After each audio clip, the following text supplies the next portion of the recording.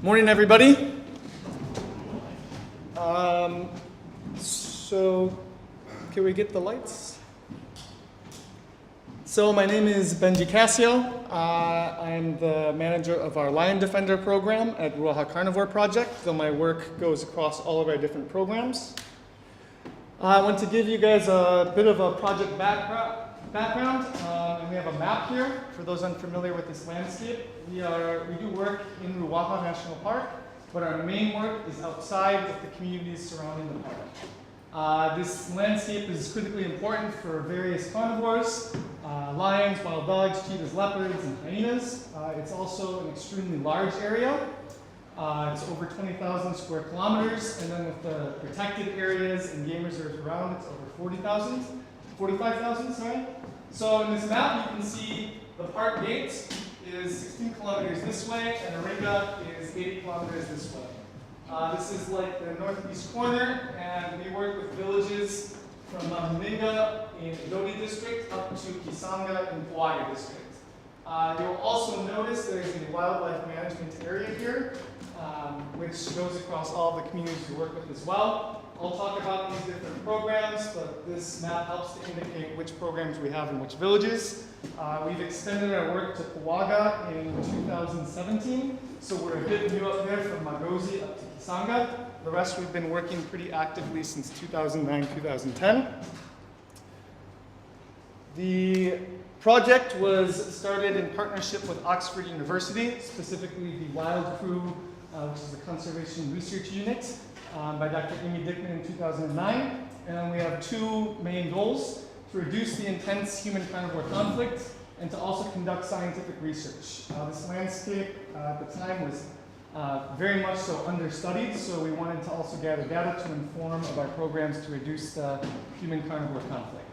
At this point, we've grown very quickly in response to the various issues that we've seen. So we're looking to reduce attacks, developing community benefit initiatives, providing extensive education, and also convert lion killers into lion conservationists.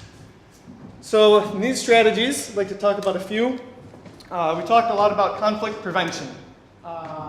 This is one thing we really believe in, is that you need to prevent it before it's the easiest way to really address the problem. Many retaliatory hunts in our area and poison events are a result of depredations. We have community conflict officers in each of the villages we work in. And these conflict officers are in charge of monitoring various bomas. We have over 550 now. And they go either in real time when there's a depredation event, and they gather information about the status of the boma, how the attack happened. They confirm any footprints to, if it was a leopard or a lion, people confused. And then at the end of the month, they also gather this data. We also have this fortified wire boma program. And these are shown to reduce depredations by 95%. And with the community conflict officers actually monitor both traditional bomas and these fortified bomas. But if you have a fortified boma, they monitor 3 bomas in the proximity to see that effect of that boma on the surrounding landscape. We supply these to villagers at a rate of 25%. In 2017, we constructed 31 wire bomas, and we currently have 169. This is the flyer that we have that we distribute to people to try to show them exactly what is this wire boma. We had a really difficult time in the beginning to convince people of the value.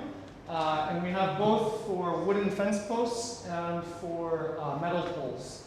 We actually really prefer the metal poles because the fence posts take a lot of time. So people will say, yeah, I'm interested. And a month later, after they're done gathering the wood, maybe their money's not there. So we really encourage people to use the metal posts. You can see the capacity for a 2-wire boma is 70 cows or 200 goats. One interesting belief people have is that they feel if they build a boma, they'll be constrained by that number and their cattle won't grow. So we've learned to kind of change our approach with people and encourage them to build larger, because then they'll get more livestock. And so we also make it very, we emphasize that RCP is paying a cost and they're paying a smaller cost, because we found if we go and we said it's, we speak percentages, they don't really understand, they just hear 180,000. But if we say, we're paying $540, you're just paying $180, they get a lot more interested. And then these flyers, we're trying to attach them to all of the wire bomas as kind of an advertisement. And we also have the number of the coordinator of the program, the conflict officer, and the different lion defenders to try to bring all our programs together and to show people exactly all the support we are providing in the area. Choosing where these wire bomas go, we use the data that we have about depredations and about lion presence. And so, for example, here you can see these are hot spots where there's a high threat or high presence of carnivore attacks. And these yellow dots, this is just for January, is where we built the bomas. So we have a long list. We have some problems with procurement of materials, but we tried to prioritize because there's a lot of very rich Sukuma in the north, and maybe they live right by the road and they want like a 20-wire boma, and at very low risk. So we say, okay, let's try to get the guys who are more in the interior, who are under more of a threat. We do also, if there is a depredation event, we try to prioritize those people and we offer them that wire boma right away. Oftentimes, if there's a cow that's been killed, we help them to transport it to a nearby village to sell. And we can reduce that price if we feel like it is a good opportunity, if they're a very prominent person in the community, or we feel that price point is close enough because we know it's very difficult for them to raise that capital. I would really love us to accept cows and goats as direct payment. I think there's some kind of exchange rate issue that we deal with, but we'll see what we can do in the future. Another area of live conflict prevention is livestock guarding dogs. In 2013 and 14, we brought 9 Anatolian Shepherds from Namibia. This is modeled after the Cheetah Conservation Fund to reduce depredation while grazing. We have had a lot of challenges with care and crossbreeding. We are actually down to only 1 dog at the moment. And our area has many more depredations at the boma than in the bush. So although they were helpful, we are trying to look at the different strategies if we are really targeting that objective, if we can do something else, because the program was very intensive, required visits to the bomas and support for the dogs constantly.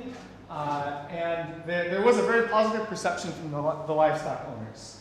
That the dogs were actually said to be most helpful for alerting them of lions at night, because apparently the local dogs will hide if they smell a lion, and these dogs will bark very loud. Unfortunately, they're also very inquisitive and aggressive, so one was actually killed by a lion. The dog jumped over the wire boma fence and then was killed by the lion. And they also have a lot of problems with snakes because they love to kill snakes, but unfortunately snakes also kill them.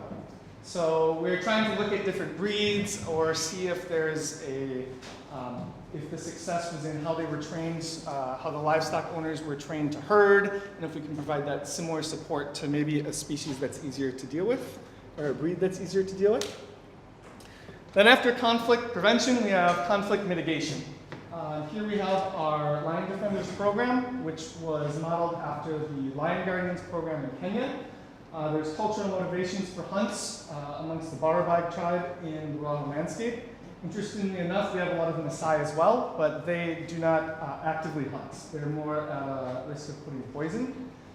So currently we have 13 defenders monitoring an area of over 700 square kilometers. And they really work a lot in prevention as well. I think everybody hears lion defenders, it sounds, they're out there protecting the lions, but really they spend most of their time helping to find lost livestock, which is really a big cause of depredations. They reinforce traditional enclosures. So they help if they see a weak boma. If this is reported to us in our monthly monitoring from the conflict officers, we tell them, go and reinforce this boma. They also do some ecological monitoring by having transects they go on twice a week. And then, of course, they do help to stop hunts. So here are some stats of just kind of the impact that they've had in 2017. I really think the lost livestock is one that is really, really useful in helping to reduce a lot of this conflict.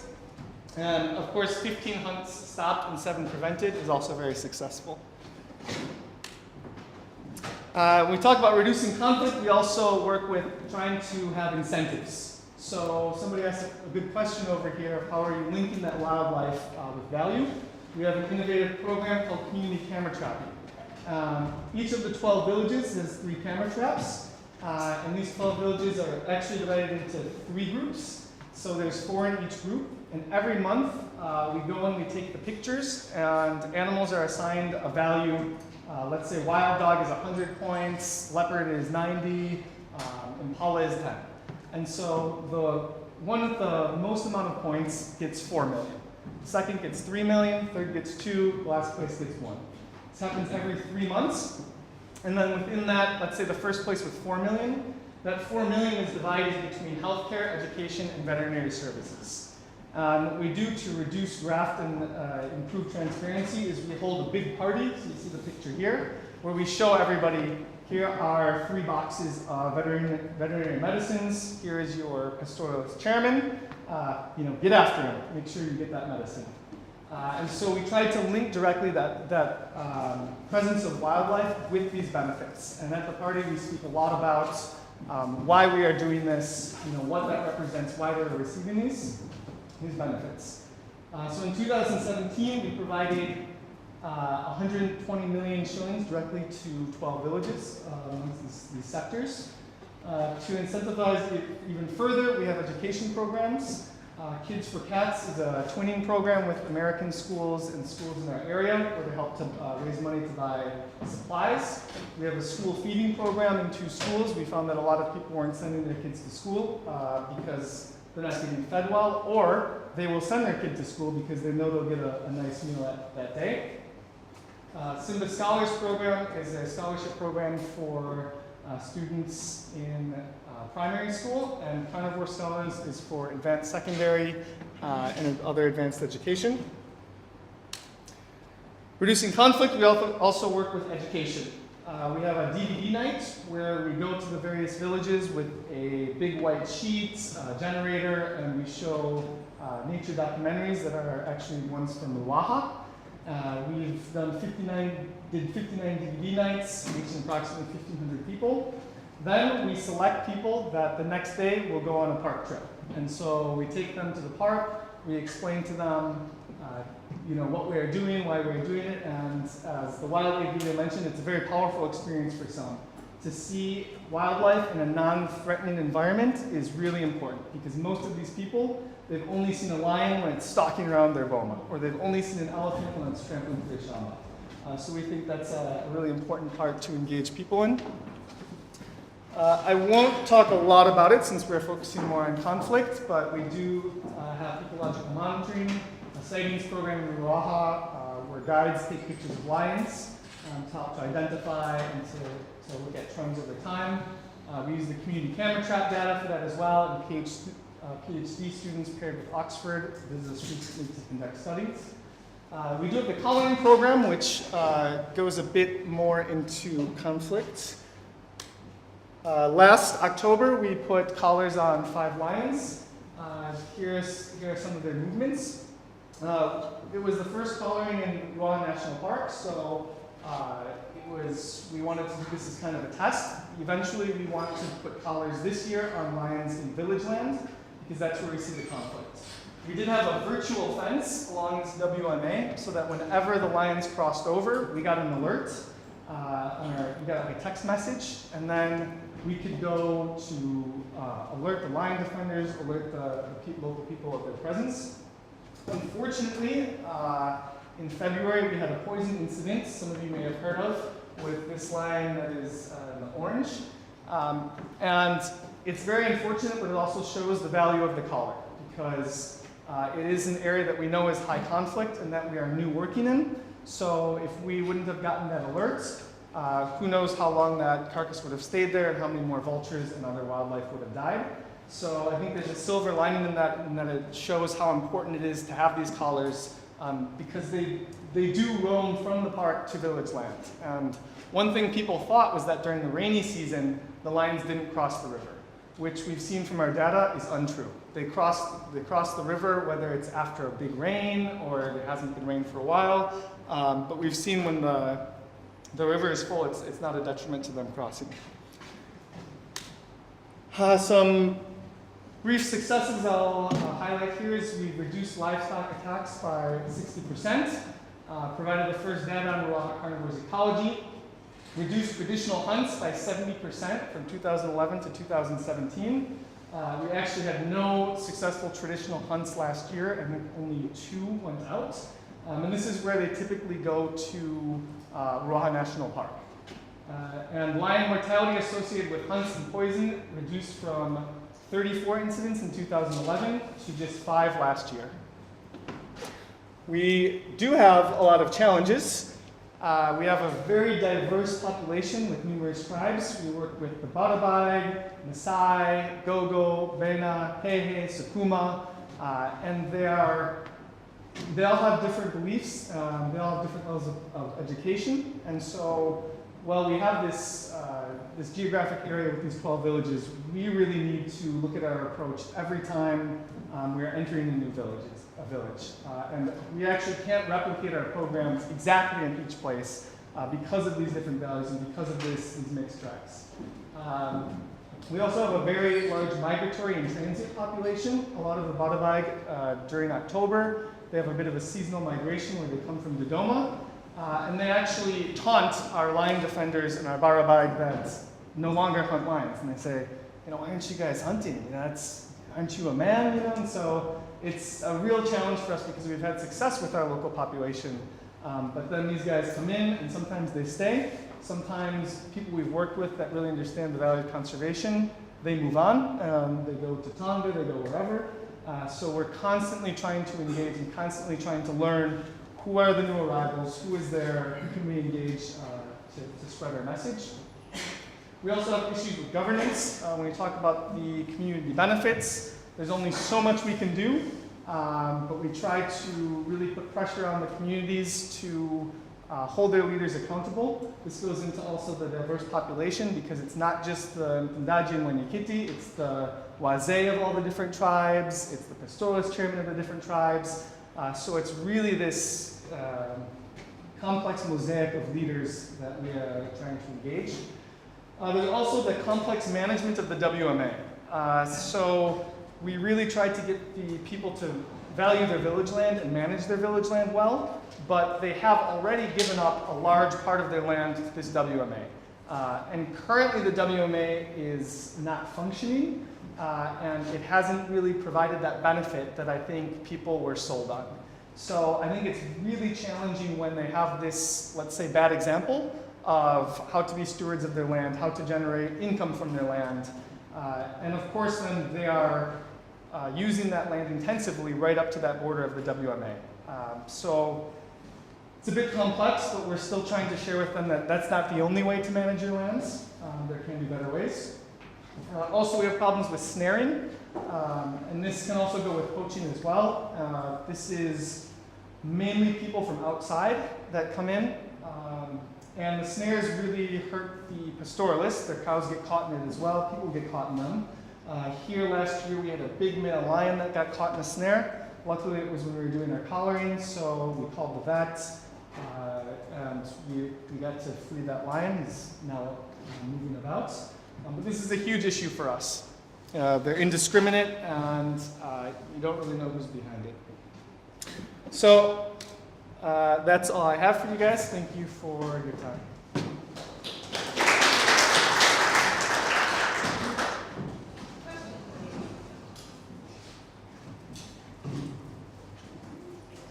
Benjee, can I ask you to switch off the mic that's on the podium? Sure. I've been told that only one works at a time, so you have to switch that one off to make it all work. Okay.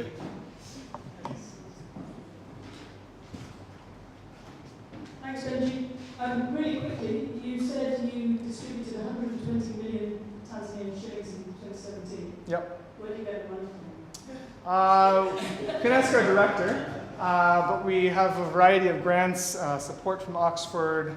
I think it's a bit of an attractive project because it is, again, linking this wildlife with these benefits. And also, I don't know if I mentioned, but we actually do not give that cash in hand. They have their committees, their pastoralist committee, education committee, and their health facilities that provide a list. and then we actually go to town every month to buy those things and then bring them, and we put them at that, we have a big sherehe, so we try to really reduce the amount of money that's exchanging hands.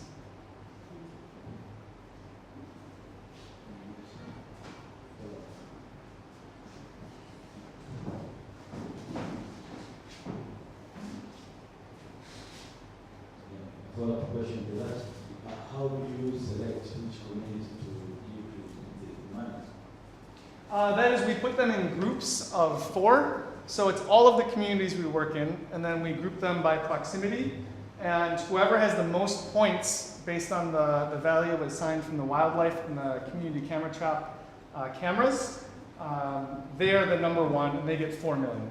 Then second gets 3 million, third gets 2, last place gets 1 million. And so there's 3 groups of 4 villages that kind of have this competition.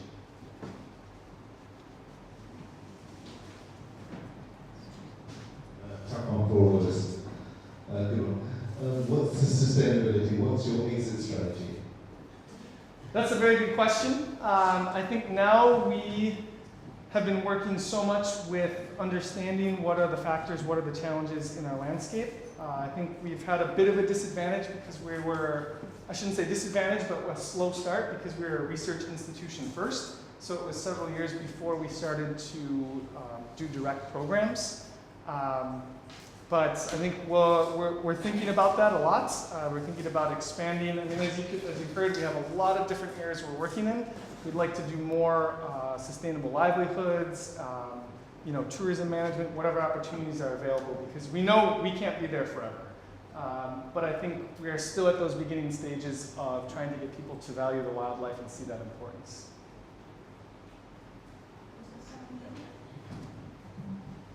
Benjee, thanks for that. I was wondering what kind of communities are you dealing with? Are they nomads? Do they move a lot? And if that's the case, how do they check out the idea of wire bomb? Yeah, that's a big challenge, and it's interesting because we were told, okay, the WildAid, they move a lot, so they don't want the wire bomb. And I think what we saw was there was actually a misunderstanding about where they move and how they move, because they have their seasonal bomas, but they do have they have like a, okay, it's like a circuit, so they'll have like 3 bomas that they're going around in. And I think there was a really big misunderstanding on their behalf of what that value really is. So we've actually, since we directly engaged them, because we said we want to really find out if these guys want or don't want, because there's a program in Zimbabwe that they have these mobile canvas bomas, and we said, okay, maybe that's the way forward. But what we found when we actually started to talk to them is that they were just a little slow on the adoption. And it's difficult because they're very, very much so inside the interior. Even our boma building team, they don't love to go build a WildAid boma 2 hours inside the bush. They prefer to go to the guy in the main road who's, it's very cushy, very easy. So some of that was on us in program management. There are always issues with these transient populations and people that say, oh, I'm just shifting, but this is also a very big shift in the mentality of the WildAid that we work with. Is I think previously they've kept on walking. They're moving with the rains, they're finding more pasture.